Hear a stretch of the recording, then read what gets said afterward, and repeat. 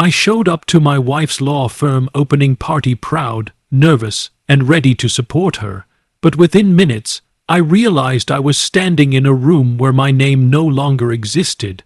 People praised her for sacrificing her marriage for success, and she smiled as if that story were true. Then, I heard them say she had outgrown her husband, that he was holding her back. They didn't know I was standing right there. What happened next didn't just end a marriage, it changed my life forever. The invitation arrived on a quiet Tuesday morning, slipped under the door like it didn't want to be noticed. Thick paper, elegant design, gold letters that reflected the sunlight. Celebrating the grand opening of Eleanor Grant and Associates. I read it twice, then a third time, waiting for my name to appear somewhere. It never did, not as a guest of honor, not even as her husband. Just an address, a date, and her name standing alone like a monument. 5 years earlier, that same woman had cried in my arms, afraid she'd never pass the bar exam. I remembered those nights clearly. Cold coffee, law books stacked like walls, her head on my shoulder while I promised her things would work out. Back then, success was a shared dream. Somewhere along the way, it became hers alone. When she got her first promotion, I celebrated harder than she did. When she worked late, I cooked, cleaned, waited. I never complained because I believed love meant patience, but patience slowly turned into silence. Dinners became rare, conversations became short. I told myself it was temporary, that once she reached her goal, she'd come back to us. The invitation made it clear. She already had arrived, and I wasn't part of the picture. I stood in front of the mirror that evening, adjusting a suit I hadn't worn in years. It felt tight, not just around my shoulders, but around my chest. I practiced a smile, reminding myself why I was going. I wasn't there to confront anyone. I wasn't there to demand recognition. I was there because I had loved her before the applause, before the power, before the title. As I drove toward the hotel, memories played in my head like an old film. Her laughter, her fear, her promises. I parked, stepped out, and looked up at the towering building glowing against the night sky. I told myself this was just another step in our journey. I didn't know I was walking into the moment our journey would end. The ballroom doors opened to a world I barely recognized. Everything sparkled. Glasses clinking, polished shoes moving across marble floors, voices layered with confidence and ambition. I felt out of place instantly, like someone who had wandered into the wrong life. I scanned the room, searching for Eleanor, my heart beating faster with each step. When I saw her, she was standing tall near the stage, laughing lightly, her posture perfect, her confidence undeniable. She looked powerful, untouchable, and painfully distant. People surrounded her, nodding at every word she said, treating her like someone who had always belonged there. I walked closer, hoping she'd notice me before I reached her. Instead, I overheard conversations that cut deeper than any insult. People spoke about her as if she were a legend who rose alone, untouched by help or sacrifice. She built this from nothing, someone said.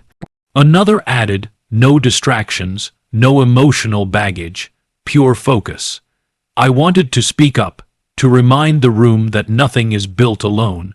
Before I could, a senior partner raised a glass and loudly praised her dedication, saying she gave up everything for success, relationships, marriage, love. The applause thundered through the room. I watched Eleanor smile and nod. She didn't correct him. She didn't look uncomfortable. She accepted the narrative without hesitation. That was the moment I realized I was no longer her partner. I was a footnote she chose to erase. When our eyes finally met, there was no warmth, only calculation. She walked over, her voice low and controlled, telling me she didn't expect me to come and asking me not to cause a scene, not asking how I felt, not thanking me for coming, just protecting the image she had built. I stepped back into the crowd, feeling smaller than ever, realizing I didn't belong in this room or in her future. And then, behind me, I heard voices that spoke my fate out loud. I stood still as a group of young associates laughed casually, unaware I was listening. One of them joked about how lucky Elena was not to have a husband holding her back. Another replied that she had outgrown him, as if people were old clothes meant to be discarded. Their words weren't cruel on purpose, which somehow made them worse. To them, I wasn't a person. I was an obstacle she had wisely removed. My chest tightened, and for a moment I felt dizzy. I wanted to confront them, to explain the nights I stayed awake worrying about bills while she studied, the sacrifices I made without ever asking for credit. But I realized something then. If she didn't defend our story, my defense wouldn't matter. I walked out onto the balcony, the city lights flickering below like distant stars. The noise of the party faded, replaced by the sound of my own breathing. Elena joined me minutes later, standing beside me without touching me. She asked quietly if I heard what they said. I nodded. She admitted it was easier not to correct them, easier to let the world believe she rose alone. When I asked if that was the truth, she didn't answer. She said the world doesn't respect men who stay behind while women rise. That sentence revealed everything. She didn't see me as support. She saw me as an embarrassment. I took off my wedding ring, feeling its weight one last time, and placed it in her hand. I told her I was never behind her. I was holding the ground so she could stand. She said nothing, no apology, no protest. Just silence, and in that silence, I understood the marriage had ended long before that night. I walked away from the balcony knowing that love without respect is just a slow kind of loss. I left the party alone, the cold night air cutting through my suit, as if reminding me I was finally awake. The divorce followed quickly, without drama, without tears. She kept everything that mattered to the world. Her firm, her reputation, her image. I kept what mattered to me, my sense of self. I moved into a small apartment, stripped of luxury, but full of quiet. For the first time in years, no one ignored my presence. I took a long look at my own life and realized how much of myself I had put on hold. I started a small logistics consultancy, using skills I had sharpened silently over the years. There were no guarantees, no safety nets, just effort and belief.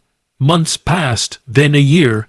Slowly clients came, trust grew, my confidence returned, I slept better, laughed more. One afternoon, an email arrived from Elena. Her firm was facing serious legal trouble involving logistics fraud. She needed insight, strategy, experience. She ended the message by saying I was always good at seeing what others missed. I read the email carefully, feeling no anger, no bitterness, only clarity. I replied with one sentence, reminding her I learned that from standing behind her. Then I declined, not out of revenge, but because I finally understood my worth didn't depend on her recognition. Walking away that day felt like choosing myself for the first time.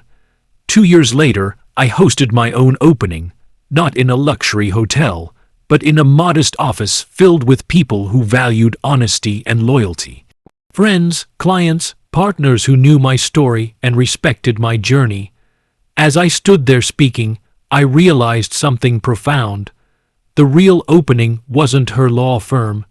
It was my eyes opening to the truth about love, success, and self-respect. I learned that support should never erase you, that ambition without gratitude creates emptiness, that true success doesn't require stepping on the people who believed in you first. Elena achieved everything she wanted. I found something better, peace. Sometimes, losing everything you thought you were building is the only way to discover who you were always meant to become.